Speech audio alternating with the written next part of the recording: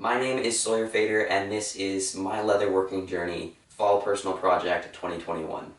My neighbor and mentor Grant Willis is a custom saddle maker here in Penticton, BC, and I've been apprenticing with him for a little while now.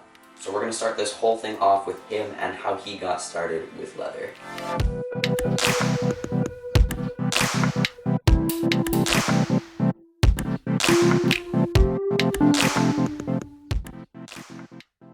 Hi, I'm Grant Willis. I'm a custom saddle maker here in Penticton, BC.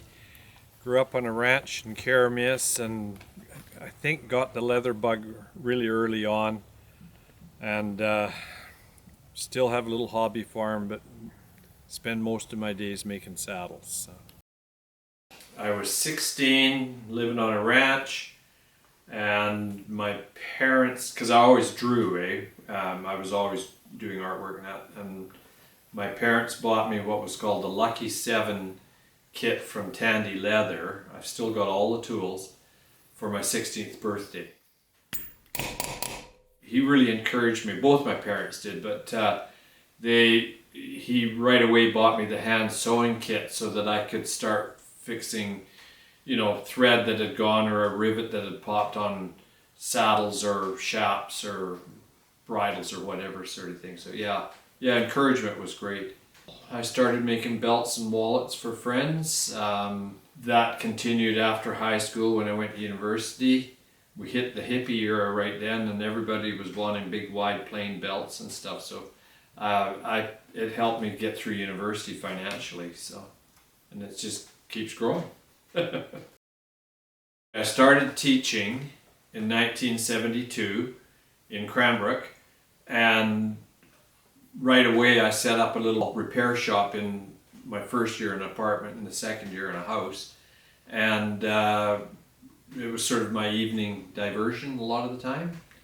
But that's when I started teaching as a full-time art teacher. I did it for 3 years in the public school system. So I worked for Okanagan College as a teaching night school, teaching painting and drawing for, I think it was 28 years, sort of, yeah. Time had come, the shift at the college had changed from teaching courses of interest to courses that gave people a leg up in the work world. So the arts really faded at college level. Mainly I make saddles.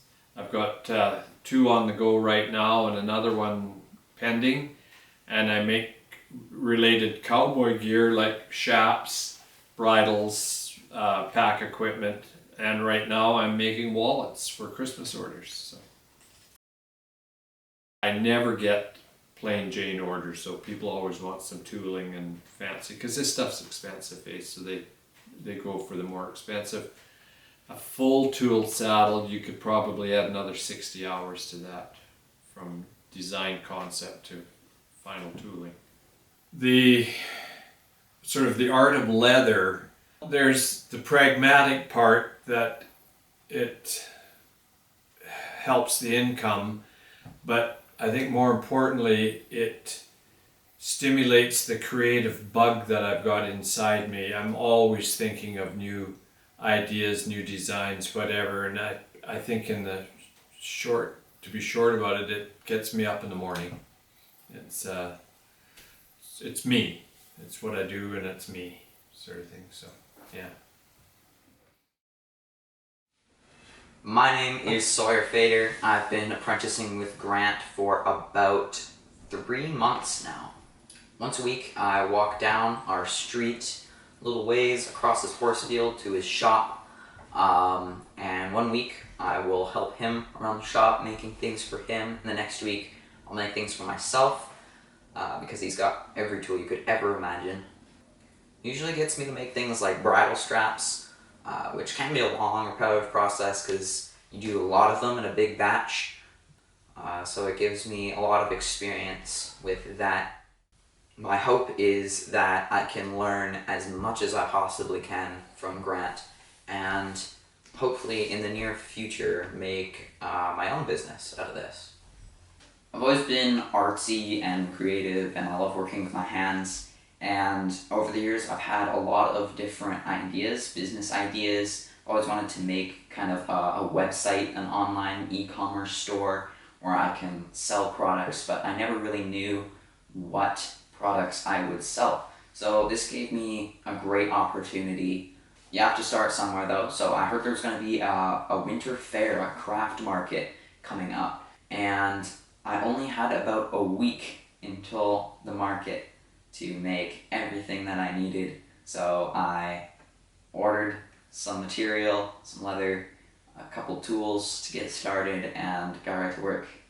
I had this idea to make these leather valet trays. So it's basically a piece of leather folded at the corners with an inlay piece of leather sewed in the middle.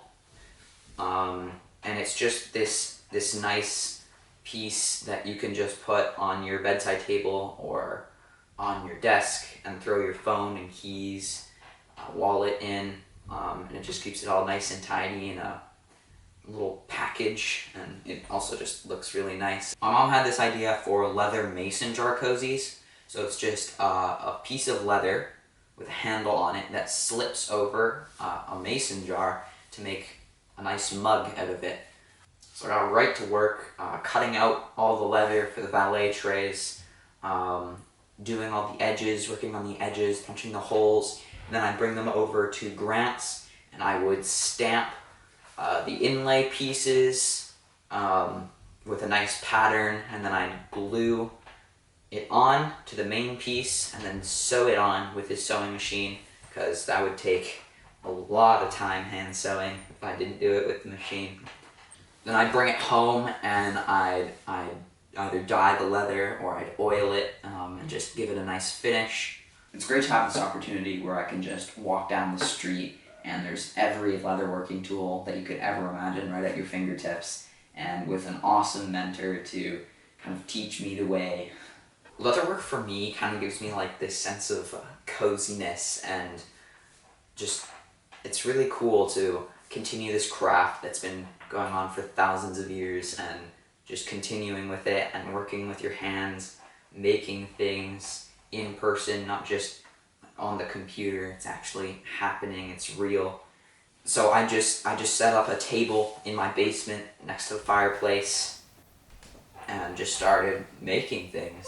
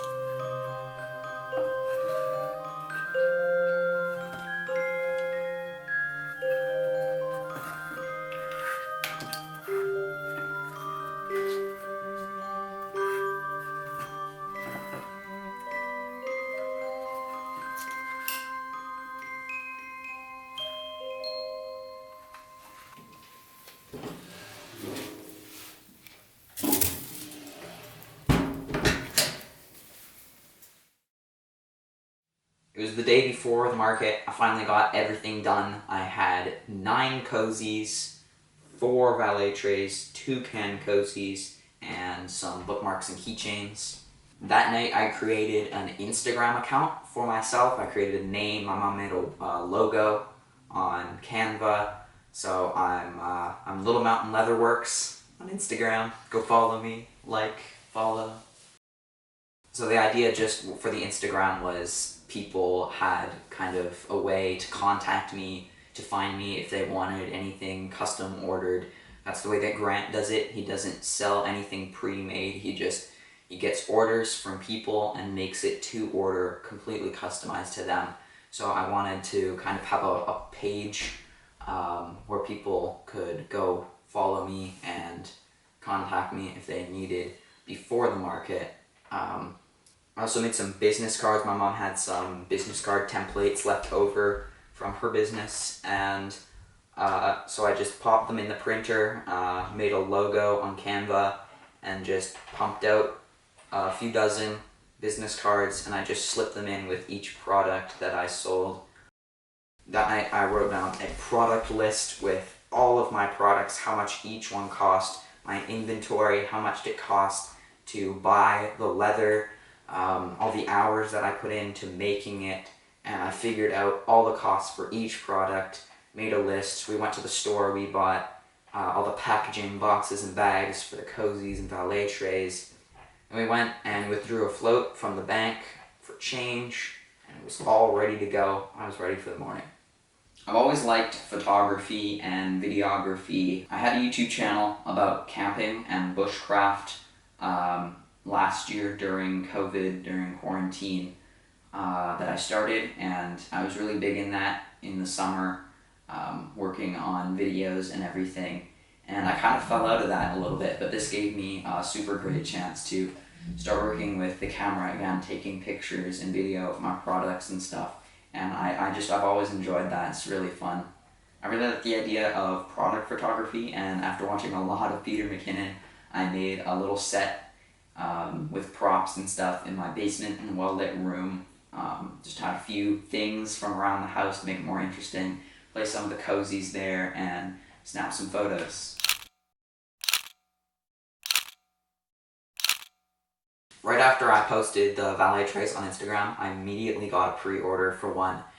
They wanted one that was dyed and stamped in the middle, and they wanted to pick it up at the market, so I got a pre-order for that. Already one sold, which is exactly what I was hoping for. Next morning, we packed up the car and drove down to the market. We set up shop, sat there for a solid 3 hours in the freezing cold. The market was great, the people there, it was super great. There's a whole bunch of different vendors, and the sales, can't complain. I sold all of my cozies, most, if not all, of my bookmarks and keychains, and 2 out of 4 valet trays, so it was a good haul. For the bookmarks and keychains, I brought one of Grant's alphabet stamp sets down with me, so I could just stamp someone's custom initials onto the bookmark or keychain if they asked for that, which was really cool. And so after the market, I went and I ordered an alphabet for myself, because I think that's a really good way of doing things too. A few people actually asked me for my card, where they could contact me for things that I could make for them. This one man wanted me to make a rifle scabbard for a saddle, which is interesting, but I mean, I'm down. And one lady wanted me to make her a couple of custom bookmarks for Christmas. I made quite a decent amount of money, enough to pay off all of the leather that I ordered and the few tools that I bought, with a little bit of profit to buy more materials and more tools to build this up until it all starts to be profit. On the way back from the market, I saw a sign on the side of the road for another market that was coming up the next week, and so I immediately ordered more stuff and got right to work. I want to make this a reality where I can be making things from home, making more money than working somewhere like McDonald's, selling handmade gear in an online store where I can be happy with what I'm doing. Sounds like a lot, but I'm gonna make it happen.